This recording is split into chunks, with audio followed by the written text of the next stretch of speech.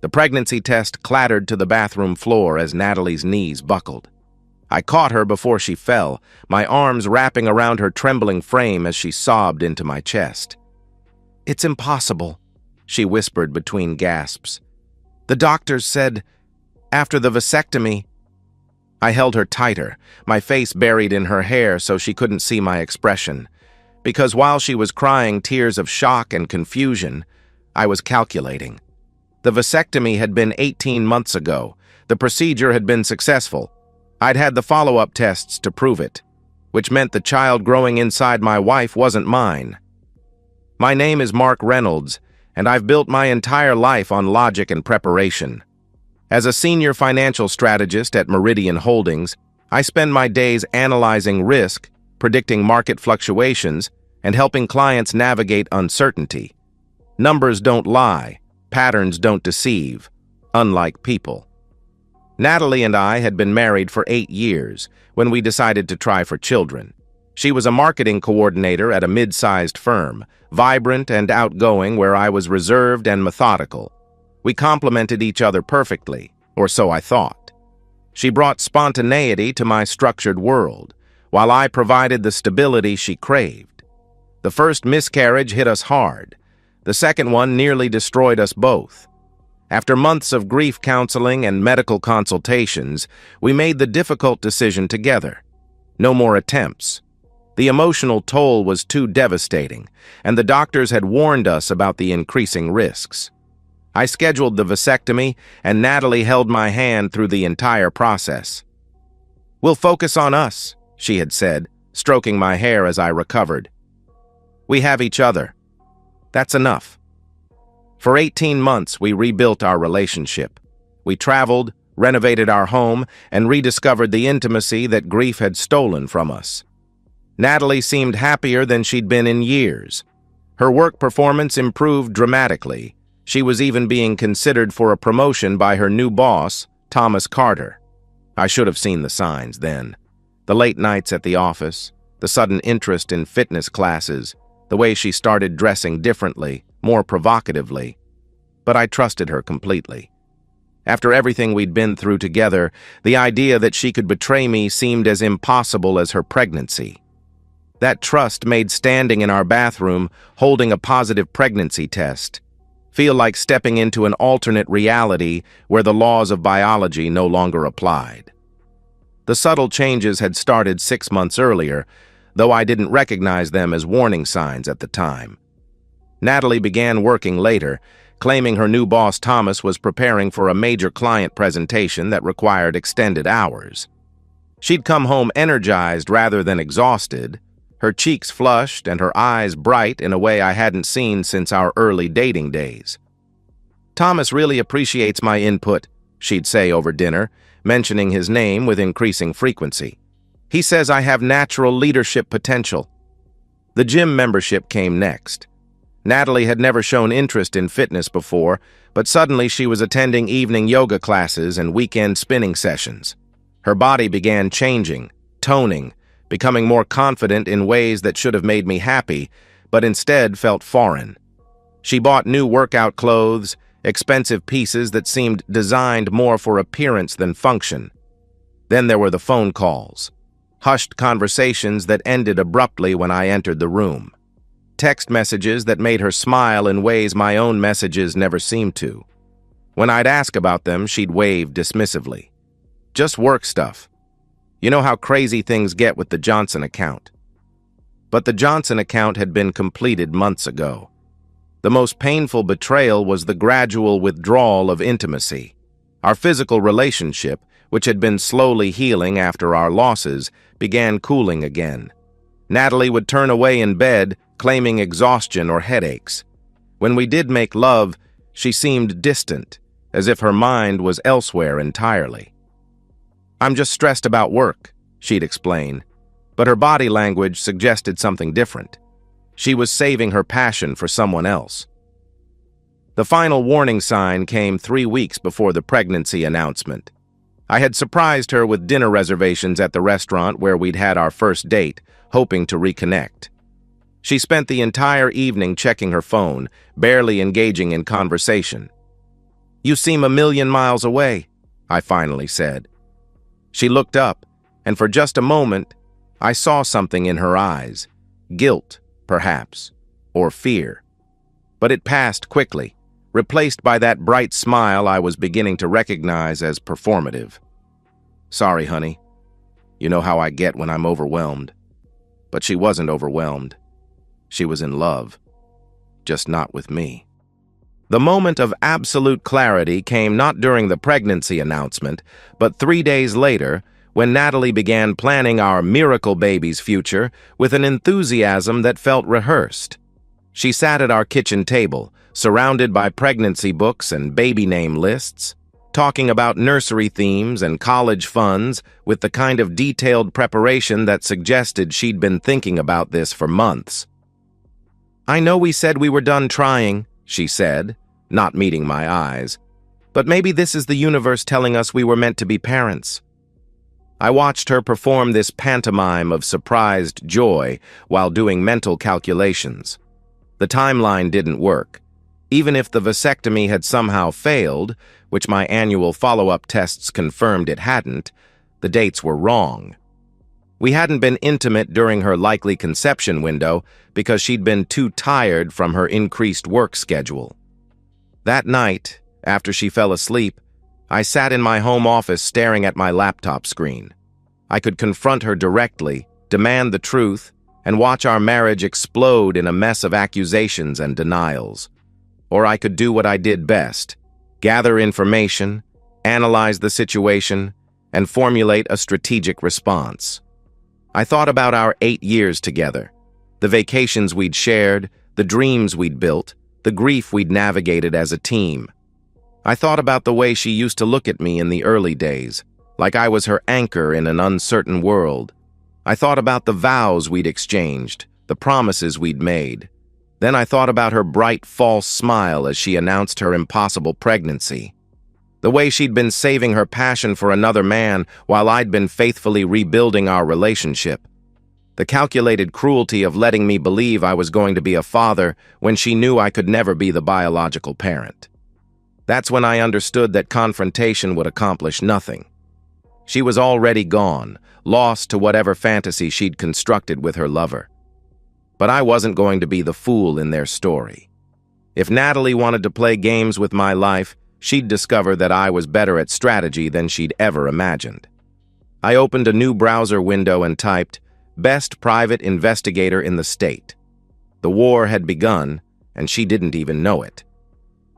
Marcus Webb looked exactly like what central casting would order for a private investigator. Weathered face, tired eyes, and the kind of careful speech that suggested he'd seen enough human ugliness to last several lifetimes.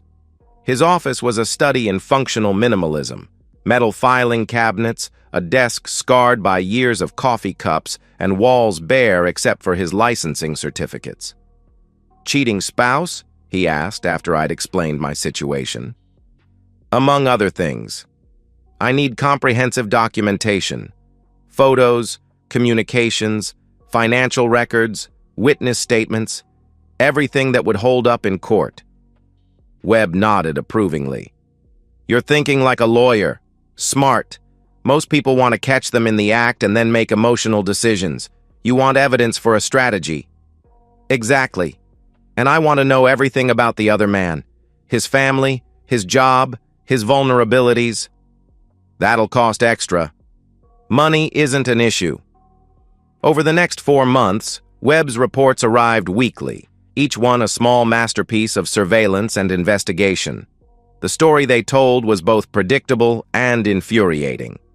Thomas Carter, 42, senior manager at Natalie's firm. Married to Evelyn Carter for 15 years. Father to twin daughters aged 12. Active member of St. Matthew's Episcopal Church, where he served on the Family Values Committee. Coached his daughter's soccer team on weekends. From the outside, the perfect suburban father and husband. The reality was different. Hotel receipts showed he'd been paying for rooms twice weekly for 6 months. Phone records revealed hundreds of texts and calls to Natalie during work hours and evenings. Credit card statements showed expensive dinners, jewelry purchases, and even a weekend trip to a spa resort while he'd told his wife he was at a business conference. Webb's surveillance photos were particularly damaging. Thomas and Natalie entering hotels together, kissing in his car in the parking garage of their office building, shopping together for maternity clothes, him with his hand possessively on her growing belly. But the most valuable intelligence was about Evelyn Carter. Webb's background check revealed a woman with an MBA from Wharton, a successful career in corporate law, and a reputation for strategic thinking that rivaled my own. She'd given up her partnership track to raise her daughters, but she still did consulting work and maintained her professional networks. "She's not going to collapse and forgive him," Webb noted during one of our meetings. "This is a woman who'll want blood." That's when I knew I'd found my ally. My plan was elegant in its simplicity. Rather than simply exposing the affair, I would orchestrate a coordinated destruction that would eliminate both the cheating spouses and leave their victims, Evelyn and myself, in control of the aftermath. But first, I needed to make contact with Evelyn Carter. I drafted a single email. "Mrs. Carter, we need to talk. I have proof your husband is having an affair with my wife. The situation is more complicated than you might expect. If you're interested in justice rather than just truth, please respond." I sent it on a Tuesday evening and had her reply within an hour. "I'll meet you tomorrow. Name the place." Evelyn Carter was nothing like Natalie. Where my wife was all curves and performance, Evelyn was angles and substance. She walked into the coffee shop like she owned it, identified me immediately, and sat down across from me with the kind of direct eye contact that suggested she was already 3 moves ahead in whatever game we were about to play. "Show me the proof," she said without preamble. I slid Webb's comprehensive file across the table. She opened it methodically, examining each photograph, reading selected text messages, scanning financial records. Her expression never changed. No tears, no gasps of shock, just the focused attention of someone processing information for strategic advantage. "How long have you known?" she asked when she finished. 4 months of investigation. I suspected longer. "And the pregnancy?" "Not mine. I had a vasectomy 18 months ago." She nodded as if this confirmed something she'd already suspected. "He's been different lately. More attentive, actually. Guilty conscience compensation. I should have realized." "What do you want to do about it?" Evelyn smiled, and I understood immediately why she'd been successful in corporate law. It wasn't a warm expression. It was the smile of someone who'd just realized she held all the cards. "I want to destroy them both, completely, publicly, in a way that ensures they never recover. Then we're going to work very well together." Over the next 6 months, Evelyn and I became partners in systematic revenge. We met weekly, sometimes at coffee shops, sometimes at my office after hours, always careful to avoid any appearance of impropriety. Our collaboration was purely strategic. 2 victims planning to become victors. Evelyn's legal background proved invaluable. She knew how to document everything for maximum courtroom impact, how to structure financial arrangements to protect our interests, and how to anticipate our spouse's likely responses to various scenarios. "Thomas will try to deny everything initially," she predicted during one of our planning sessions. "He'll claim the photos are misleading, that your wife seduced him, that it was just an emotional connection that got out of hand.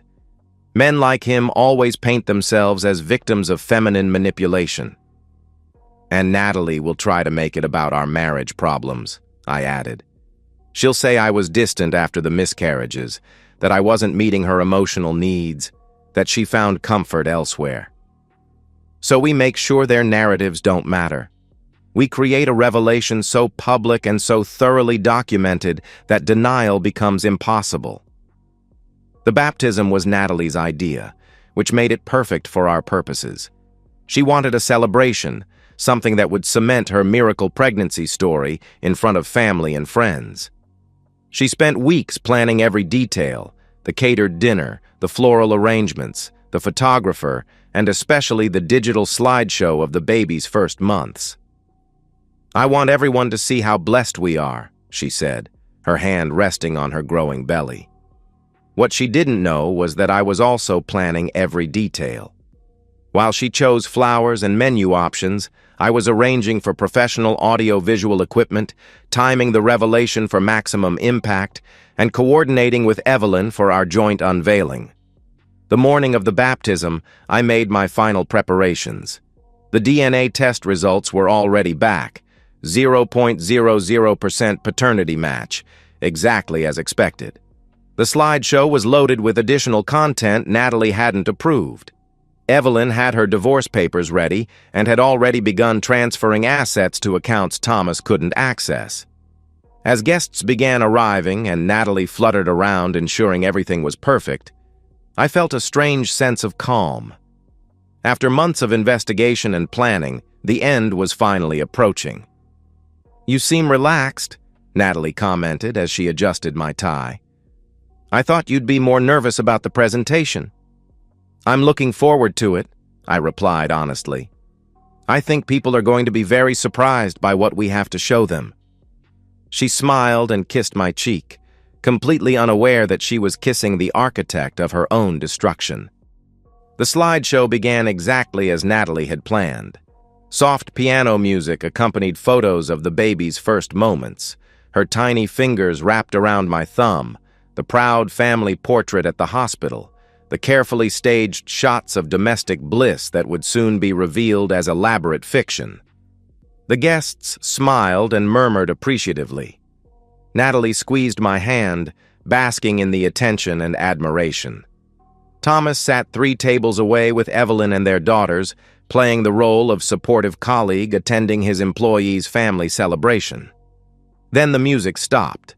The screen went black for just a moment before the first text message appeared in large, clear font. "Can't wait to feel you inside me again tonight. Mark is still completely clueless about us."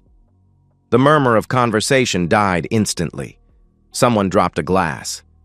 I felt Natalie's hand tighten convulsively around mine as more messages filled the screen. "The baby kicked today.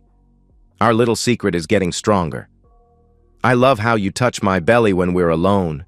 You're going to be such a good daddy. Mark signed up for LeMay's classes. It's almost funny how excited he is about your baby." The photographs came next. Thomas and Natalie kissing in a hotel hallway, his hand on her pregnant belly in a restaurant booth. The two of them shopping for baby clothes together, her trying on maternity dresses while he watched approvingly. Then came the audio recordings Webb had captured through electronic surveillance. Natalie's voice, clear and cruel. "He actually thinks it's his miracle baby. You should see how he talks about our child. It's pathetic, really." Thomas laughing. "What's he going to do when the kid looks nothing like him? By then it won't matter. I'll have established paternity, and he'll be legally responsible regardless. The perfect plan." The crowd was frozen in horrified fascination. Some guests were staring at the screen, others looking between Natalie and Thomas, trying to process what they were witnessing. The baby began crying, as if sensing the tension in the room. The final slide was the DNA test results, displayed in clinical black and white. Paternity test results. Alleged father, Mark Reynolds. Child, baby Carter. Reynolds. Probability of paternity, 0.00%. That's when Evelyn stood up. She'd been waiting for this moment, and her timing was perfect. She walked across the room with deliberate calm, stopping at Thomas's table where she dropped a thick folder in front of him. "Divorce papers," she announced clearly enough for everyone to hear. "I'm taking the house, the cars, your retirement account, and full custody of our daughters. The girls won't be seeing you again until you can prove you're not a danger to their moral development." Thomas tried to stand, his face flushing red, but Evelyn wasn't finished. "I've also informed your employer about your violation of the company's fraternization policy and your abuse of managerial authority. Your termination should be effective by Monday." Only then did I speak, my voice carrying clearly in the silent room. "Natalie, you didn't just have an affair. You orchestrated an elaborate fraud designed to make me financially and emotionally responsible for another man's child. You manipulated my love for you and my desire to be a father into a weapon against me." She was crying now, mascara streaming down her cheeks, but I felt no pity. Every penny I spent on prenatal care, every dollar set aside for the baby's college fund, every moment I spent dreaming about our family, it was all built on your lie. But lies have consequences. I stood up and looked around the room at the faces of family and friends who now understood exactly what kind of person they'd been celebrating. "The show's over," I announced. "Please feel free to take some cake home. It's too expensive to waste."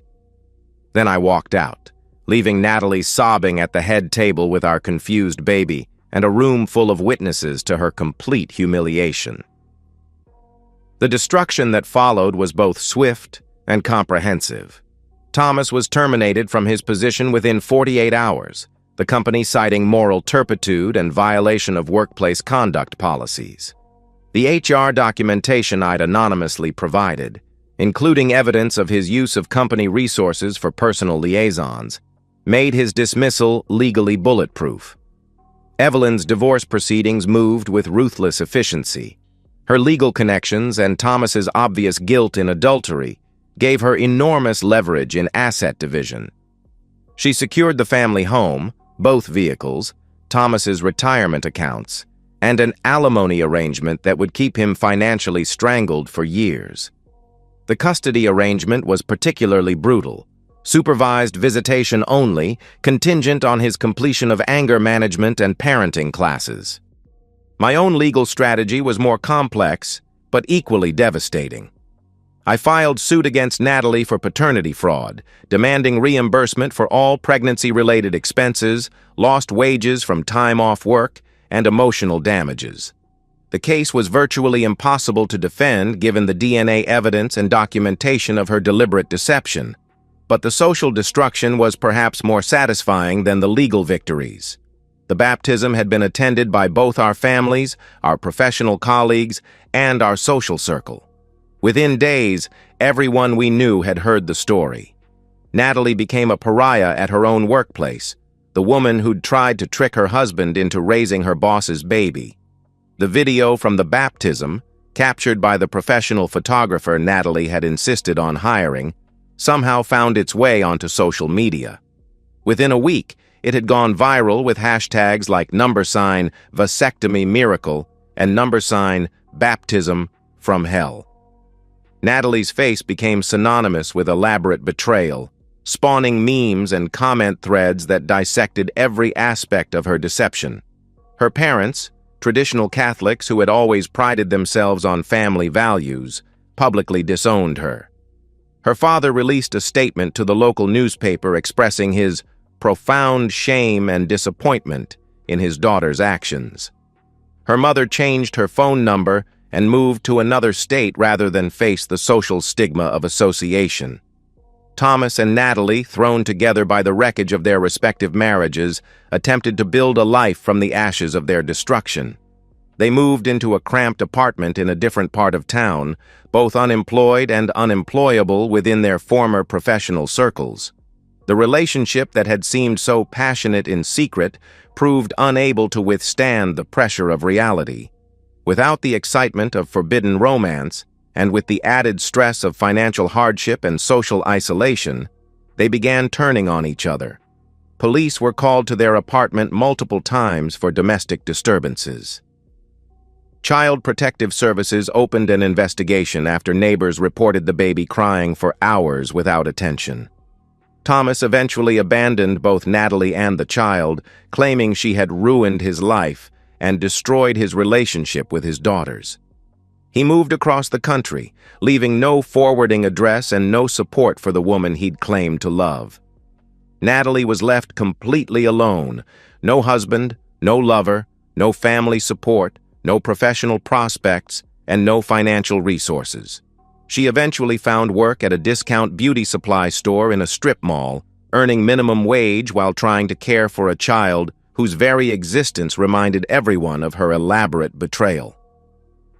I moved to Seattle 6 months after the baptism, accepting a position with a prestigious investment firm that had been courting me for years. The change of scenery felt appropriate, a clean start in a city where no one knew my history or my humiliation. My new life was simpler, more honest. I focused on work, traveled when I wanted to, and rediscovered interests I'd abandoned during my marriage. I took up sailing, joined a hiking club, and even began playing chess competitively again. For the first time in years, I felt like myself rather than half of a dysfunctional couple. I never remarried, though not from bitterness or fear. I simply discovered that I preferred my own company to the exhausting work of building trust with someone new. The betrayal hadn't broken me. It had clarified me, showing me exactly what I would and wouldn't tolerate in my life. Occasionally, I would check social media to see how my former life was progressing. Natalie's posts had dwindled to almost nothing, and when she did share updates, they painted a picture of ongoing struggle. Photos of the child, who looked remarkably like Thomas, were accompanied by increasingly desperate pleas for sympathy and support. "Being a single mom is so hard, but we're blessed to have each other," she would write, seemingly oblivious to the fact that her situation was entirely self-created. The anniversary of the baptism came and went without acknowledgement. I was deep-sea fishing off the Washington coast that day, my phone turned off, my mind focused on the peaceful rhythm of waves against the boat hull. That evening, as I cleaned my catch and prepared dinner in my waterfront apartment, I realized I hadn't thought about Natalie or Thomas in weeks. They had become what they deserved to be, irrelevant to my happiness, powerless to affect my peace. I raised a glass of wine to the sunset, reflecting off Puget Sound, and smiled. The war was over, and I had won more completely than I'd ever imagined possible. Not just victory over my enemies, but victory over the man I used to be, the trusting fool who had believed in promises that were never meant to be kept. The last sound I remembered from that baptism wasn't Natalie's crying or the gasps of shocked guests. It was the quiet clink of my knife against my wine glass as I'd stood to make my final announcement. The sound of a man taking control of his own story, refusing to be the victim in someone else's narrative. In Seattle, surrounded by mountains and water and possibility, I finally understood what true freedom felt like. And every morning when I woke up in my own bed, in my own space, accountable to no one but myself, I felt nothing but gratitude for the betrayal that had set me free. Natalie had given me a gift, though she'd never intended it that way. She'd shown me exactly who she was, and in doing so, she'd revealed exactly who I could become. The miracle wasn't her impossible pregnancy. It was my transformation from victim to victor, from fool to strategist, from broken husband to free man. And unlike her miracle, mine was completely real. And so, we've reached the end of today's story. Was it what you expected, or did it take a twist you didn't see coming? I'm curious to hear your thoughts. Share them in the comments below, and let's get a conversation going. If this story kept you hooked, make sure to hit that like button. And if you're new here or just haven't subscribed yet, now's the perfect time to join our community. I bring you fresh, captivating stories every day, so click that subscribe button and turn on notifications so you never miss out. Thanks for watching, and I'll see you in the next one. I woke up to divorce papers